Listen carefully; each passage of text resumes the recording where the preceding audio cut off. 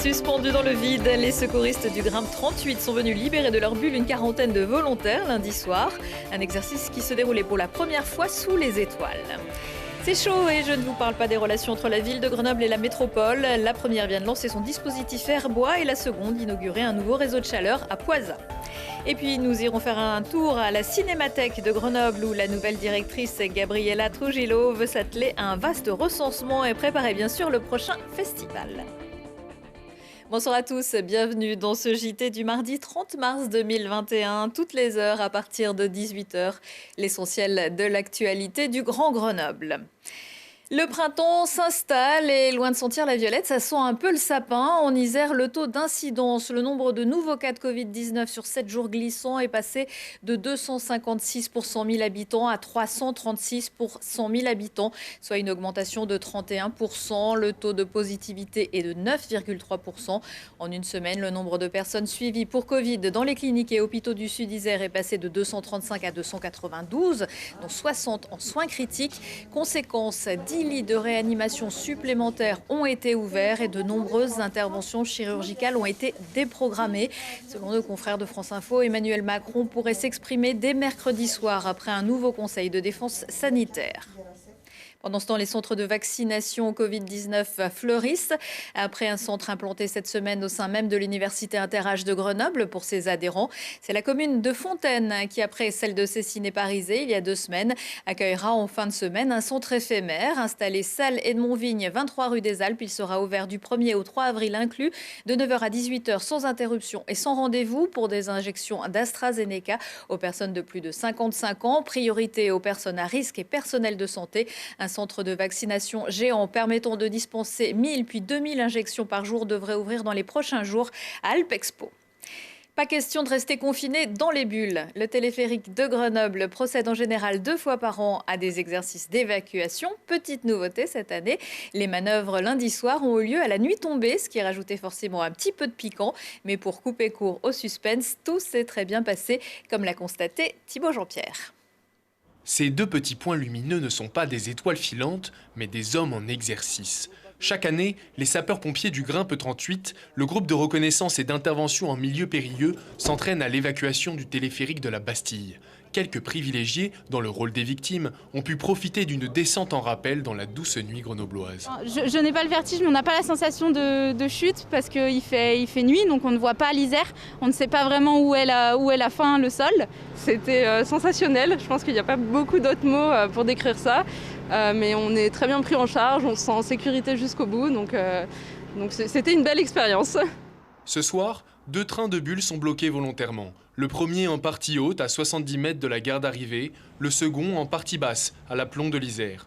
48 fausses victimes sont à bord. 2 Zodiac et un scooter des mers sont réquisitionnés.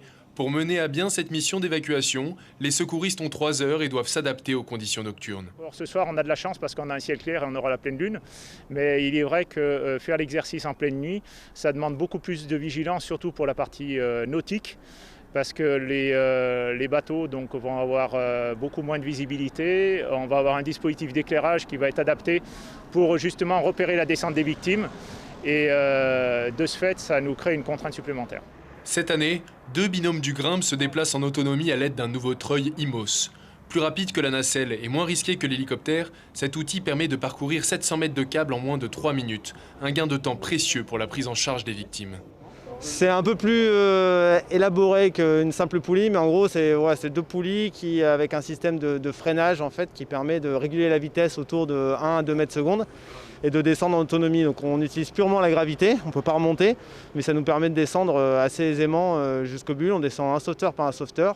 La dernière panne du téléphérique de la Bastille date de 2014. Les secours en milieu urbain représentent 20% des interventions du Grimpe. Et la prochaine grosse animation en haut de la Bastille, ce devrait être la chasse aux œufs dimanche et lundi de 9h15 à 12h15.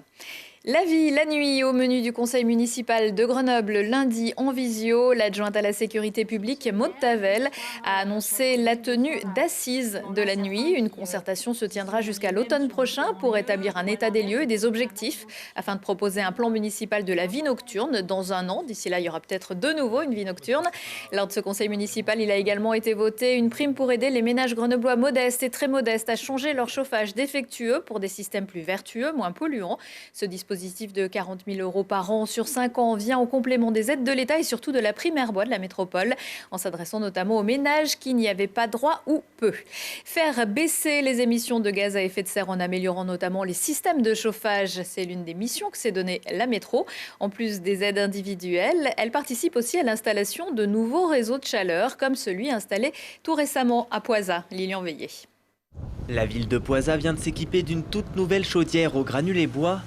D'une puissance de 90 kW, cette unité de production centrale assure 100% des besoins en chauffage et en eau chaude pour 3 bâtiments communaux, la mairie, l'espace culturel Léo Lagrange et le centre œcuménique. On avait une chaudière vieillissante qui datait de 1995, qui alimente 3 blocs de bâtiments communaux, et on avait pour idée de changer en un réseau de chaleur beaucoup plus performant au niveau énergétique, et puis surtout avec un impact environnemental évidemment beaucoup plus intéressant. C'est la 29e installation de ce type portée par la métropole depuis 3 ans, grâce au Fonds Chaleur, un dispositif de soutien financier au développement de la production renouvelable de chaleur. Le projet ici à Poisa, c'est 26 tonnes de CO2 évitées par an. C'est du bois local dans des périmètres de près de 60 à 80 km. C'est des emplois créés, donc c'est aussi ça la transition écologique. Cette chaufferie bois a coûté 100 000 €, 36 000 € payés par la commune et les 2 tiers restants issus de subventions publiques de la métropole et de la région. Elle s'inscrit dans le plan métropolitain Air Énergie Climat qui vise à réduire les émissions de gaz à effet de serre, à améliorer la qualité de l'air et à s'adapter au changement climatique à horizon 2030.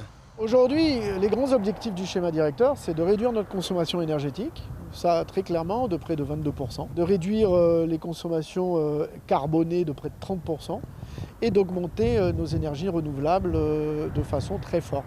Donc vous voyez les enjeux, réduire la consommation, se décarboner et aller vers des énergies renouvelables. Ces 29 projets représentent déjà 7,7 millions d'euros d'investissement. Et la chaudière de Poisa n'est pas la dernière. D'autres boucles de chaleur sont prévues sur Pont-de-Claix et Mélan dans les prochains mois. Et cette nouvelle chaufferie permettra d'économiser 26 tonnes de CO2 par an, l'équivalent du retrait de 12 voitures thermiques sur la commune. Et si on allait au cinéma, par les temps qui courent, la proposition semble un peu déplacée. Alors en attendant, on a décidé de parler cinéma avec la nouvelle directrice de la Cinémathèque de Grenoble, Gabriella Trujillo. Bonsoir. Bonsoir. Vous succédez à Peggy Zegman-Le Carme. Vous avez notamment, je crois, travaillé à la Cinémathèque française.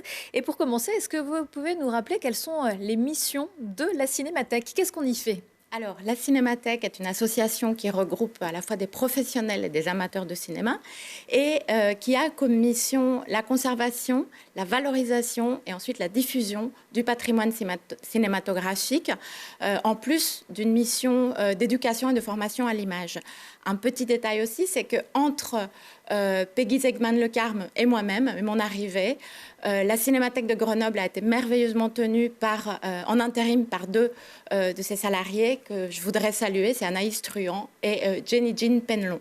Voilà ce qui est fait. Alors, qu'est-ce qu'on y trouve à la Cinémathèque? On voit actuellement des vieux objets. Il y a de véritables trésors dans les archives chez vous. Absolument. C'est un lieu où regorge cette histoire à la fois technique et artistique du 7e art sous plusieurs formes. L'idée est de montrer bien sûr à la fois ces objets et les films sur un plan patrimonial et de le défendre comme tel.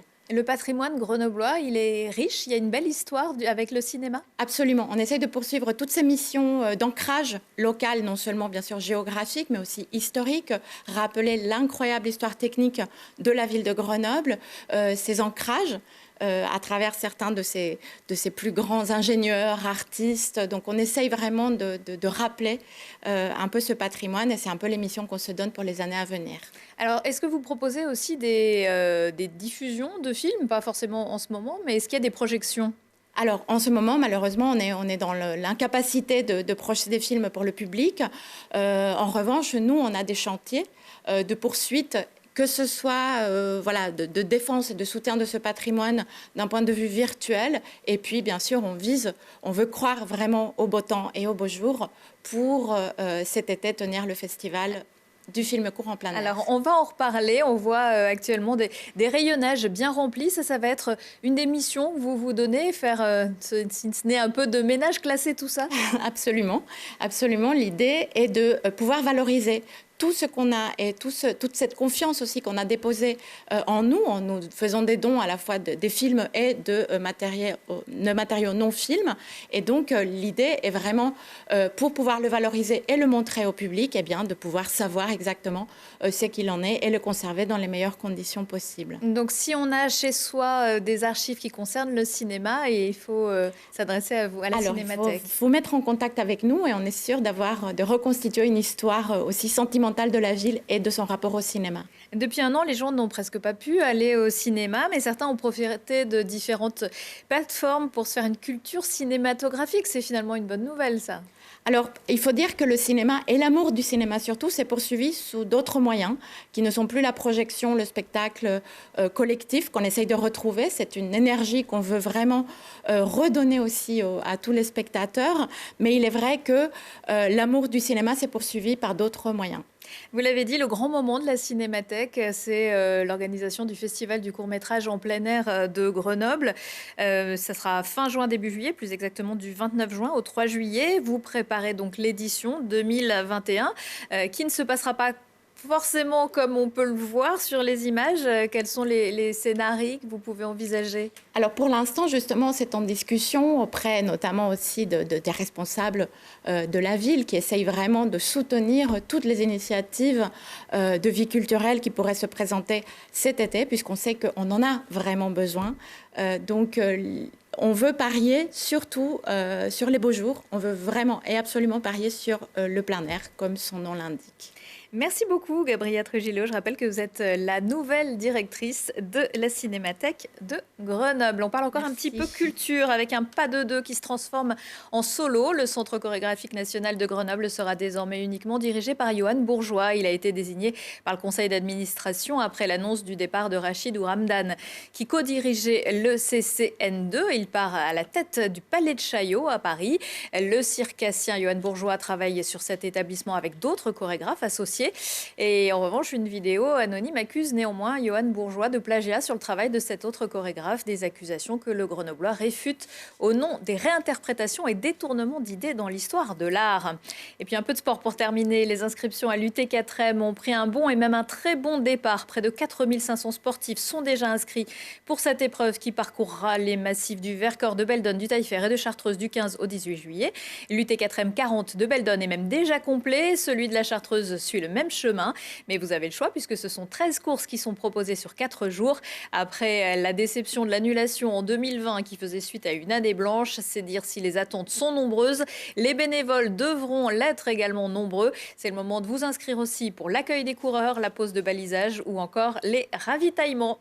Merci de nous avoir suivis. Prochain rendez-vous avec l'actu dans 1 heure et en replay sur télégrenoble.net. Belle soirée à tous.